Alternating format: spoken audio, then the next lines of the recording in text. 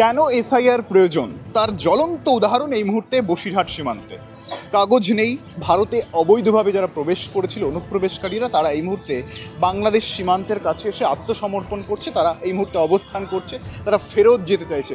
কেউ দমদম থাকতো, কেউ থাকতো নিউ টাউন। তারা স্বীকার করছে ক্যামেরার সামনে যে তাদের কাছে কাগজ নেই, দালাল মারফত তারা ঢুকেছে। এবং নির্বাচন কমিশনকে অবশ্যই ধন্যবাদ দেওয়ার দরকার, কারণ তারা এসআইআর করেছে, যার ফলে এই ছবিটা, জ্বলন্ত ছবিটা উঠে আসছে যে তারা ভারতে ছিল, তারা ভারতে অনুপ্রবেশ করেছে, তারা বাংলাদেশি। এটা স্পষ্ট এবং এটাই সত্যি। যারা এসআইআরের বিরোধিতা করেছিলেন, এসআইআর চাই না, কাগজ দেখাবো কেন, তাদের অবশ্যই এই ছবিটা দেখা উচিত। যারা ভারতীয় তাদের কাছে কাগজ আছে, কিন্তু যারা অবৈধ অনুপ্রবেশকারী তাদের কাছে কাগজ নেই। তারা এভাবেই সীমান্তে অপেক্ষা করছে, এভাবেই তারা অপেক্ষা করছে বাংলাদেশ ফেরত যাওয়ার।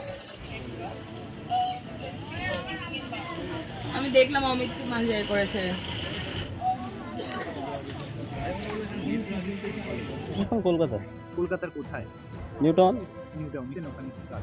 ওখানে কাজ করতাম, আপনার নোংরার কাজ করতাম, বহুত রকমের কাজ ছিল। এখন এই হাকিমপুরে কেন অবস্থান? আমরা স্যালেন্ডার করেছি। কেন কেন ফিরে যেতে হবে কেন? আমাদের তো ইন্ডিয়ান কোনো ডকুমেন্টস নেই, এই জন্য। ডকুমেন্টস না থাকলে কি ফেরত যেতে হবে? হ্যাঁ, ফেরত যেতে হবে। এনআইসি চালু হয়ে গেছে, যেহেতু আপনার এদেশের তো আপনার কোনো ডকুমেন্টসই নেই, তাহলে আমি এখানে তো আমার থাকার কোনো অধিকারই নাই। বাংলাদেশে কোথায় থাকবে? বাংলাদেশের বাড়ি আমার খুলনা জেলা, কয়রা থানা। আর ভারতে কিভাবে এসেছিলেন? এসেছিলাম ওই কোনো এক লাইন দিয়ে এসেছিলাম, ঘাট দিয়ে এসেছিলাম, কোনো দালালের মাধ্যমে এসেছিলাম। আপনার নাম? আমার নাম মোস্তাকিম।